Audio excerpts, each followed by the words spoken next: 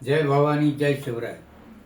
छत्रपती शिवाजी महाराज, राष्ट्रमाता राजमाता जिजाऊ माँसाहेब यांना मुजरा करून मी श्री व्याख्याता दादासाहेब कोरेकर आज एका आदर्श मातेची पितृ दिनाच्या निमित्ताने आपल्यापुढे जीवनचरित्र त्यांचं मांडण्यासाठी इथं उपस्थित आहे.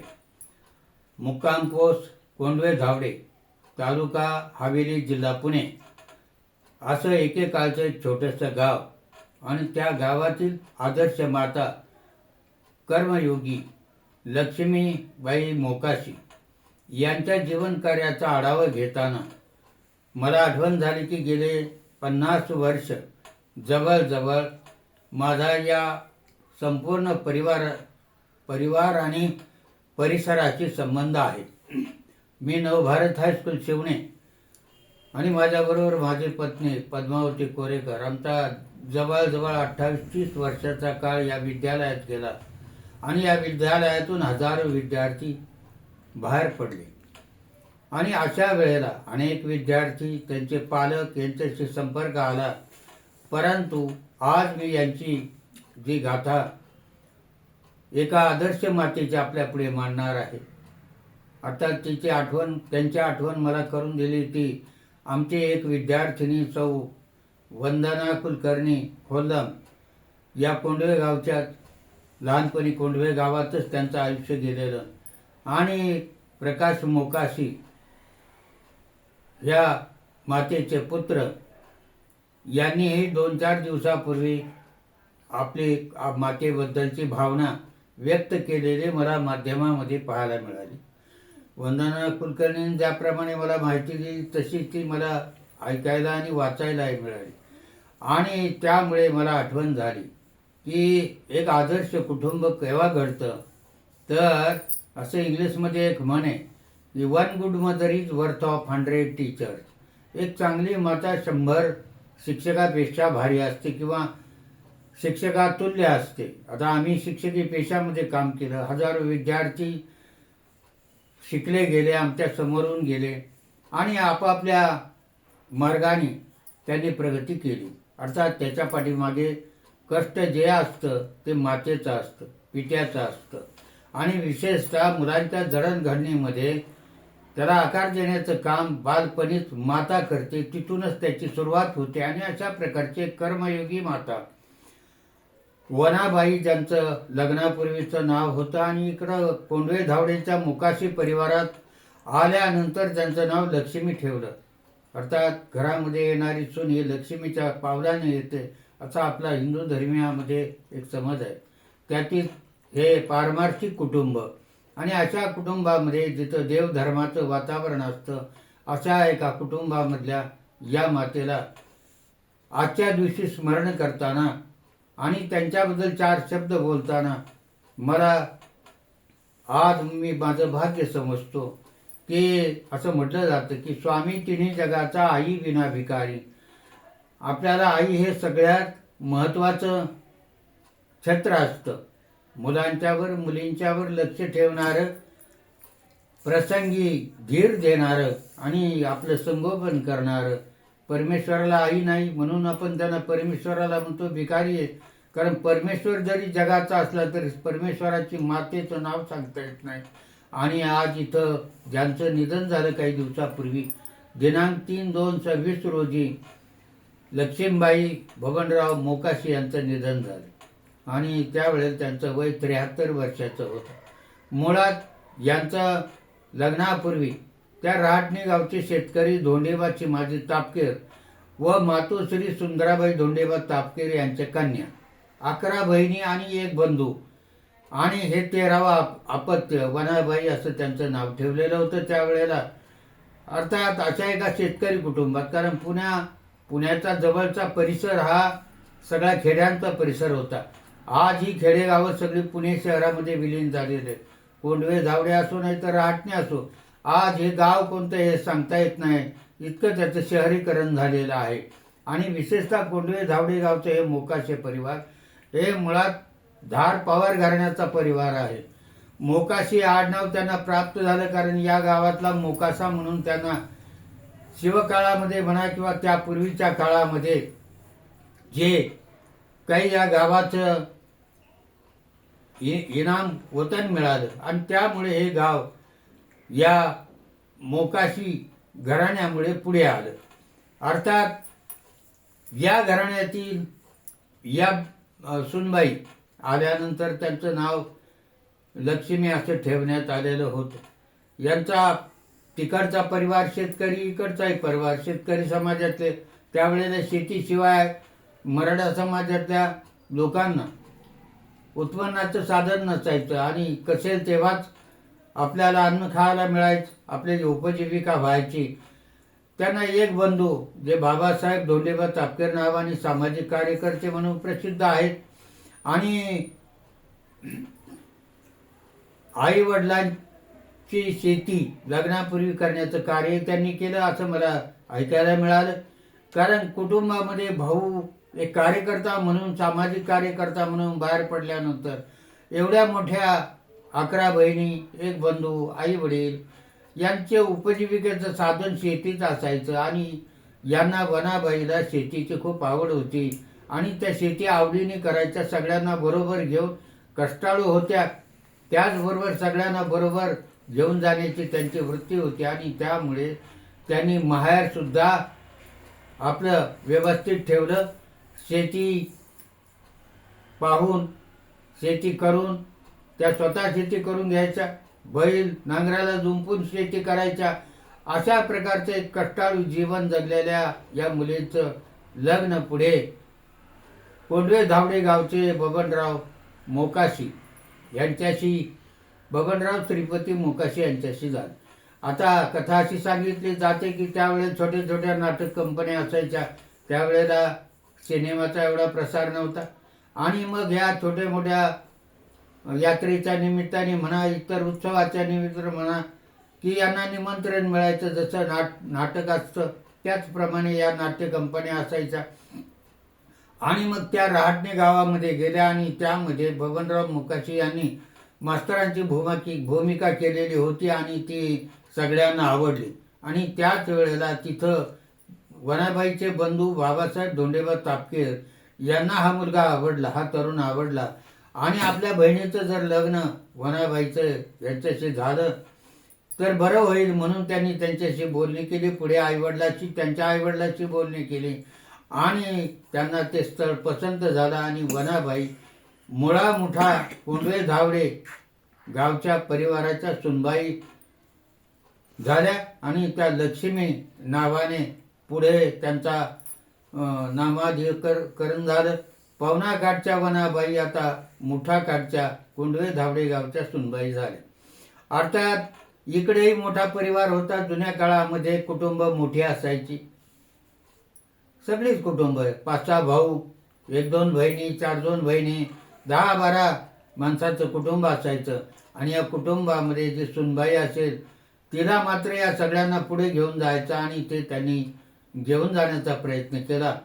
पती बबनराव हे एनडीमध्ये कामाला होते. अर्थात या भागामध्ये नॅशनल डिफेन्स अकॅडमी किंवा राष्ट्रीय संरक्षण प्रबोधिनी नावाची संस्था, जिथं मिलिटरीचे अधिकारी, लष्करी अधिकारी तयार केले जातात, तिथं खूपशी जमीन कोंडवे धावडे, कोपरे, शिवणे वगैरे गावांची गेली आणि मग या लोकांना काम म्हणून एनडीएमध्ये सामावून घेतलं. परंतु हक्काचं त्यांचं जे जमीन, हक्काची त्यांची जी जमीन होती ती गेली आणि त्यामुळे नोकऱ्या करणं भाग होतं. आणि नोकऱ्या मिळणार म्हणजे काय, एनडीएमध्ये कर्मचारी म्हणून काम करताना फारसा पगार नसायचा, परंतु घराजवळ नोकरी मिळते म्हणून बबनरावही त्यांच्या अनेक लोकांच्या बरोबर एनडीएमध्ये कामाला लागले. फारसं वेतन मिळत नसायचं आणि एवढं मोठं कुटुंब, घरामध्ये मोलमजुरी करायची. तेव्हा घरामध्ये 6 नंदा, 1 दीर तानाजी उर्फ संभाजी आणि सासरे श्रीपती, सासूबाई ताराबाई, असा एवढा मोठा परिवार. त्याचा सांभाळ कसा व्हायचा, फारसं पगार नाही. तर हे कुटुंब पुढे नेण्याचं काम या कर्मयोगी मातोश्रीने केलं, ज्यांचं नाव आपण आत्ताच ऐकलं, वनाबाई उर्फ लक्ष्मीबाई. आणि मग त्यांनी मोलमजुरी केली. कोणाच्या शेतात कामाला जायचं, हेंडेमध्ये जाऊन गवत कापायचं, विकायचं, आपल्या जनावराला घालायचं, शेती वाट्याने करायची. असं अत्यंत प्रामाणिक आणि कष्टाळू व्यक्तिमत्व म्हणून तो परिसर त्यांना पाहायचा. आणि आपल्या गरिबीतही, सर्वसामान्य परिस्थितीतही न खचून जाता कुटुंबाचा भार त्यांनी पेलण्याचा अत्यंत प्रामाणिक प्रयत्न केला. आणि जेणेकरून आज हे कुटुंब सुस्थितीत आहे. ही सामान्य गोष्ट नाही. कुणाला तरी गाडून घ्यावं लागतं तेव्हा कुणीतरी मोठं होतं. आणि आपल्या मुलांचंही त्यांनी उत्तम संगोपन केलं. पती धार्मिक असल्यामुळे त्यांची आषाढी कार्तिकी वारी चालू व्हायची. वारीला ते सतत बाहेर पडायचे. आळंदी पंढरपूरची वारी दर महिन्याला असायची. शिवाय पंढरपूरच्या वारीला 15-20 दिवस बाहेर पडायचं. आणि त्यावेळेला लक्ष्मीबाईंना या प्रपंचाची सगळी काळजी घ्यावी लागायची. परंतु त्यांनी कधी कंटाळा केला नाही. आपल्या पतीला कधी नाराज केलं नाही. ते सांगायचे, तुम्हाला आवड आहे, तुम्ही तुमचं कार्य करा. आणि बबनराव श्रीपती मोकाशी हे सामाजिक कार्यातही असायचे. त्यामुळे हे जोडपं म्हणजे एक आदर्श जोडपं म्हणून कोंढवे गाव आणि परिसरामध्ये प्रसिद्ध होतं. आणि याचंच बक्षीस म्हणून म्हणा किंवा त्यांनी केलेल्या कार्याची पावती म्हणून म्हणा, लक्ष्मीबाईंना ग्रामपंचायत सदस्य म्हणून लोकांनी उत्स्फूर्तपणे निवडून दिलं. आणि या लक्ष्मीबाई आणि बबनराव यांना अपत्य होती. थोरला मुलगा पुत्र प्रकाश आणि कन्या सुनीता, निर्मला व शारदा आज सर्व सुस्थितीत आहेत. पुत्र प्रकाश, ज्यांनी खरोखर प्रकाश मान केला. हे कुटुंब एकुलता एक पुत्र आणि आज उच्च पदस्थ अधिकारी म्हणून ते काम करत आहेत. आपल्या आई वडिलांचं अत्यंत चांगल्या प्रकारे त्यांनी पुढे सांभाळ केला. तेव्हा आज मातृपितृ दिन आहे. आणि या निमित्ताने या भावना व्यक्त करताना मला आठवतंय की आज जगामध्ये जेवढ्या माता असतील ना आणि पिता असतील, या सर्वांना वंदन करण्याचा दिवस आहे. कारण त्यांनी आपल्या मुलाबाळांना, आपल्या संततीला योग्य मार्गावर नेलेलं असतं. त्यांच्यासाठी खूप काबाड कष्ट केलेलं असतं. आणि अशा प्रकारे काबाड कष्ट करून आपल्या मुलांची उन्नती केलेली असते. तेव्हा अशा प्रकारे आपल्या मुलाबाळांना, सगळ्या मुलं आणि मुली आमच्या विद्यार्थी आणि विद्यार्थिनी आहेत. नवभारत हायस्कूल शिवणे हे या भागातलं मोठं विद्यालय. आणि या विद्यालयामध्ये ही सर्व मुलं शिकायची. आणि शिकवण्याचा, आम्हाला शिक्षण देण्याचं कर्तव्य आम्ही केलं. आणि आम्हाला ते भाग्य लाभलं. कारण त्यावेळेला जी सर्वसामान्य परिस्थितीतली मुलं होती आमच्या पुढे यायची. परिस्थिती फारशी चांगली नसायची, परंतु अत्यंत प्रामाणिक होती. आणि संस्कारक्षम अशी मुलं शिकवण्याचं भाग्य आम्हाला लाभलं. त्यामुळे हाही आनंद वाटतो. आणि अशा प्रकारे एका भाग्यशाली माता, भाग्यशाली पुत्र आणि कन्या यांना जन्म देणाऱ्या त्या मातेला वंदन करावं असं मला वाटलं. तेव्हा आजच्या या दिवशी हे वंदन करताना अनेक मातांची आठवण येते. अनेक मातांनी आपली कुटुंब घडवली. याच कुटुंबामधल्या एक कन्या म्हणजे विश्वनाथ देशमुख, मुक्काम पोस्ट शिवणे, जे गाव आता शहरामध्ये गेलेलं आहे. त्यांच्या पत्नी सुद्धा मोकाशी घराण्यातल्यात. आणि या मातेने सुद्धा आपल्या मुलांचं चांगल्या प्रकारे सांभाळ केला. मोकाशी आणि शिवण्यामध्ये देशमुख मंडळी किंवा कर्जावणे देशमुख हे एकमेकाचे नातेवाईक आहेत. त्या निमित्ताने मलाही आठवण झाली. कारण मागे जेव्हा विश्वनाथ देशमुख गेले, या जगाचा त्यांनी निरोप घेतला, त्याही वेळेला मी त्यांची माहिती सादर केलेली होती. आणि आजही त्यांच्याच नात्यातल्या एका मातेची माहिती मला सादर करण्याचं भाग्य लाभलं. अर्थात या मुलांचं संगोपन, आपल्या मुलामुलींची कार्य त्यांनी मोठ्या जोमानं केली. कष्ट करून या सगळ्यांना आपल्या जीवनामध्ये उभं केलं. आणि या जीवनामध्ये या लोकांना उभं करताना सर्व प्रकारची कष्टाची कामं केली. आणि त्यानंतर चांगले दिवस आले आणि चांगले दिवस आल्यानंतर आपल्या मुलाबाळांचं भाग्य उजळलेलं त्यांना पाहायला मिळाल्यानंतर आम्ही जातो आमच्या गावा, आमचा राम राम घ्यावा, असं म्हणत म्हणत वयाच्या 73व्या वर्षी जगाचा त्यांनी निरोप घेतला. त्यांचे चिरंजीव हे धार्मिक आहेत, हरिभक्त परायण आहेत आणि पुणे महानगरपालिका बस सेवा याचे व्यवस्थापक म्हणून ते सध्या कार्यरत आहेत. नातू उच्च शिक्षित आहेत, इंजिनियर आहेत, अनेक विविध क्षेत्रात आज शिकलेली त्यांचे नातवंड आहेत. चांगल्या प्रकारचे कार्य या कुटुंबातील सर्व घटक करत असतात.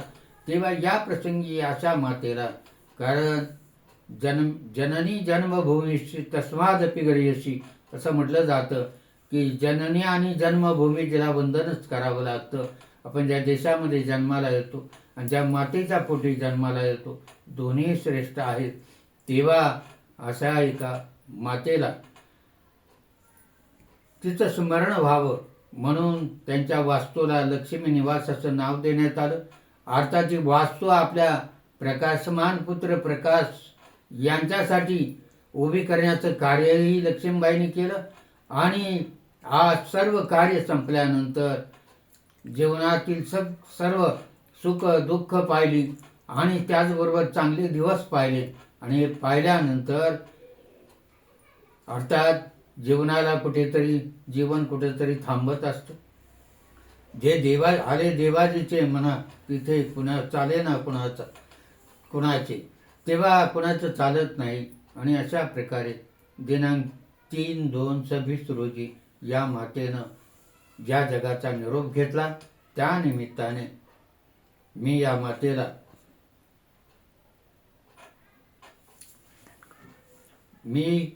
या निमित्ताने मातृपितृ दिनाच्या निमित्ताने, आज कारण दिवसही तसाच आहे, त्यांना वंदन करतो आणि थांबतो.